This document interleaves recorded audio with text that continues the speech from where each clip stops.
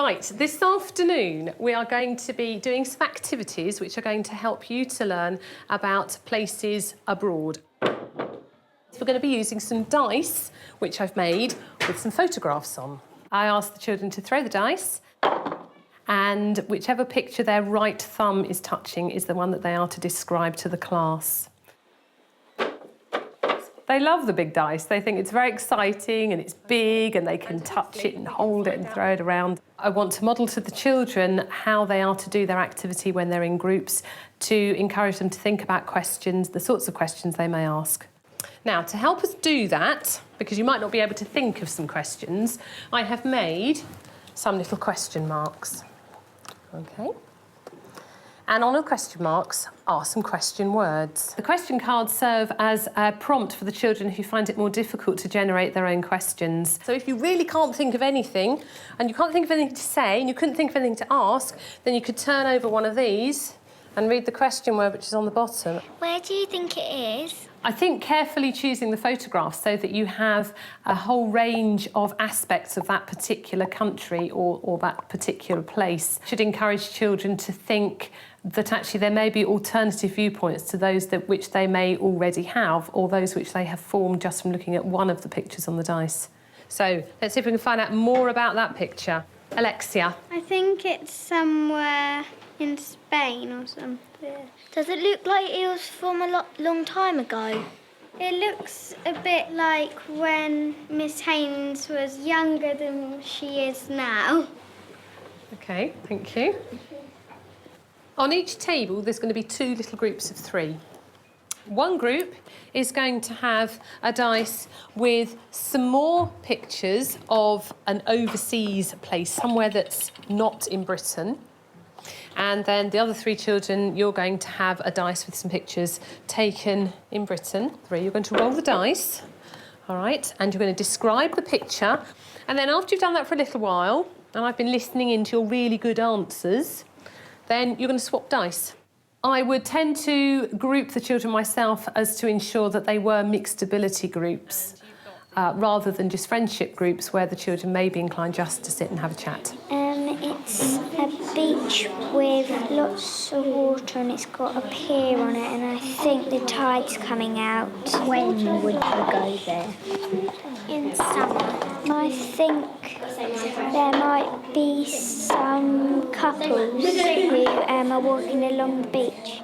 I want to try and encourage the children to use the photographic evidence that they've got in front of them to answer the more straightforward questions, but also to begin to understand that there are some aspects of contrasting and overseas localities that you can't find out just from a photograph. It's very foresty and lots of trees around. Yeah. Jungly.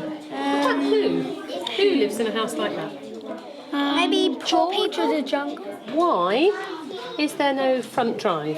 Because if it's a poor area, which it might be, then again they might not be able to afford the cars.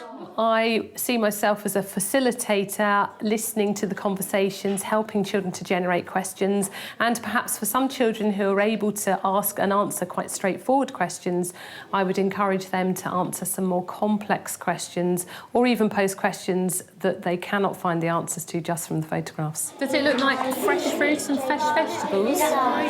So what is it then?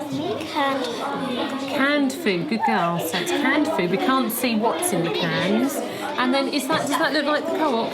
No. What do you think that is? Scales. Scales? What are they going to do with the scales? To weigh the food. To weigh the food. That's interesting, isn't it? I'm hoping that the children will become better at asking questions of evidence in general, rather than just accepting and describing what they're seeing. Learning to ask questions and to understand that the answers may not always be what the answers they're expecting. When you look at pictures, there's only so much information you can get from a picture. But what I wanted you to do was to ask those questions.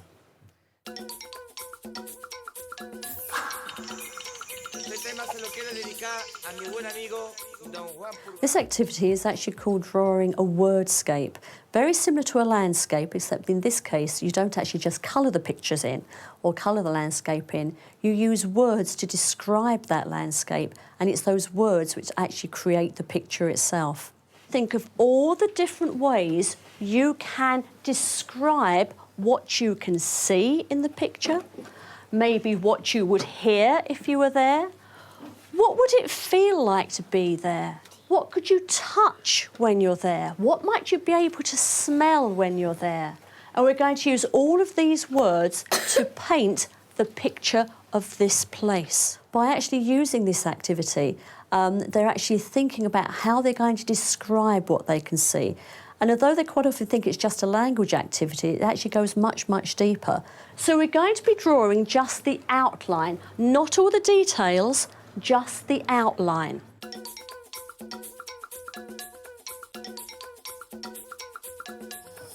You can now see we're left with the outline that you're going to have. Okay, so you've just got the outline. The main aim here is, first of all, to show the children how to use the different colour, so they're using the correct colour in the various areas of the landscape, to ensure they don't go over the lines, obviously, otherwise the landscape doesn't actually work, and also to show them how they can change the size, the direction and the shape of their letters to actually fill a whole of a landscape area in with words, so they are literally painting with their words. All of the children will have on their table at this point in time a landscape each and a blank piece of paper or an outline already drawn, depending on the differentiation that you're providing from those children. It's also useful to have dictionaries and thesaurus on the table at the same time. Oh, good boy, Henry, using the thesaurus. Yeah. What word are you looking for? Warm. They're a bit shiny, go say. Huh? Yeah. The middle one's a bit shiny. Huh? Waves. Oh, I can actually use that, thanks. For the children that have particularly lower ability or the lower ability groups, it's really useful to have the whiteboards out so you can brainstorm all together. Do you want to try deep on your whiteboard first, just to make sure? Sound out, duh. We've done the E sound, haven't we? One idea for the lower ability group is to actually draw the outline for them first. Another way you can actually differentiate is by giving the children different types of photographs.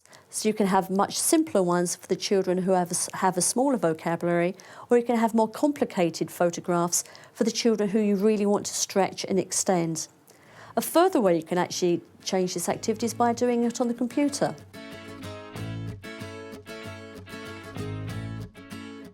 Sometimes when they're just colouring in, they just concentrate on just the colour and the shape. They don't really look at what a place is like. And by using the words and the vocabulary, they do get a much deeper understanding of what a place is like.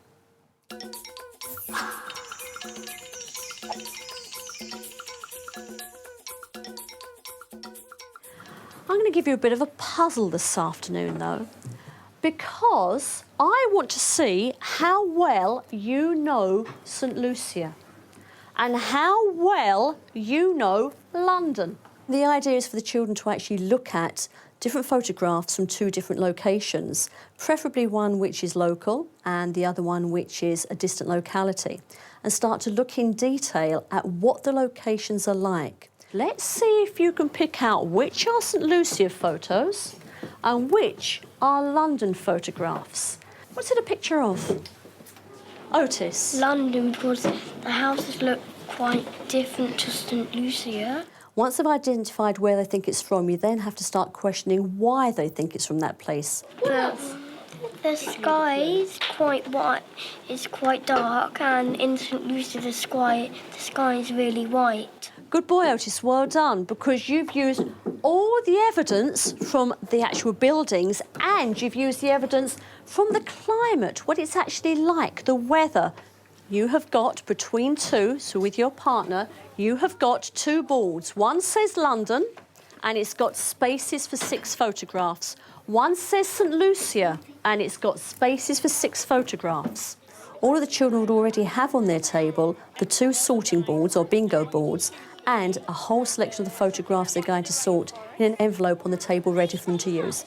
Can you put the London photographs on the London board, the St Lucia photographs on the St Lucia board, but when you're talking with your partner and deciding where they're going to go, I want you to discuss with your partner why you think they belong in that place.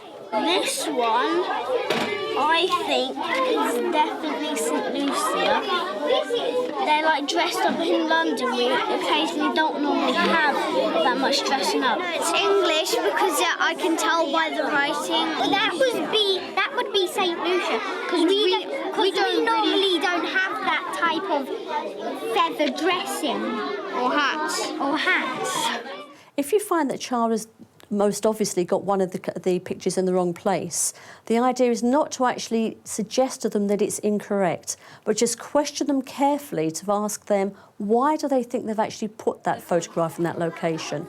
Oh, right, girls, you think you're finished? Yeah. Right, talk me through these then. Why do you think this one is London? As you go around and actually talk to the children, it's a perfect way of assessing their learning. You can actually see just how much understanding they've got of what a place is like. Normally in London there's loads of shops and in St. Lucia there's not as many shops. OK. This activity is really useful if you've got a particularly mixed ability class because it doesn't matter what ability they are, you can just use the same activity. Picture of the person in the headdress. Let's see, where do we think this is? Stephanie, where do you think this one is? In St. Lucia. Why do you think that's St. Lucia? Because it's more of like a parade-ish thing, and then in London they wouldn't really have much shiny things. It's always nice to ask the whole class whether they agree or disagree. And this is where you normally get the great surprise and the shock where you suddenly see, well, actually, you're all wrong when they get one completely wrong because it's one that you've put in to throw the children. Thumbs up if you think that's St. Lucia, you agree with the two girls. Well, you're all wrong.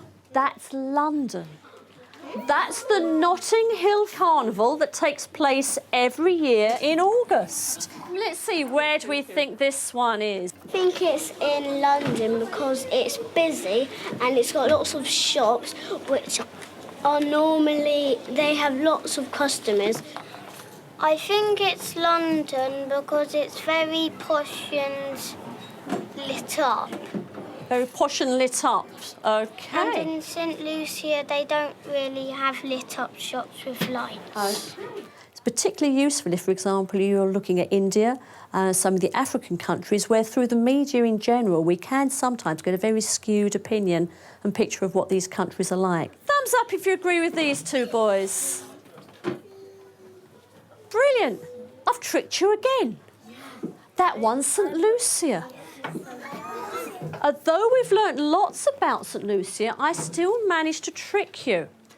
Because sometimes we get a picture in our heads of what a country or a place is like, and sometimes it's not quite right. Me and Christian were really, really surprised when we heard Miss Wilson say that nearly the whole class was wrong. The St. Lucia ones were quite strange because we've been learning them for several weeks now, and some of them we thought were London, but they were actually St. Lucia. I think she made us think how similar the capital city is to London. Yeah, to our main city. Yeah.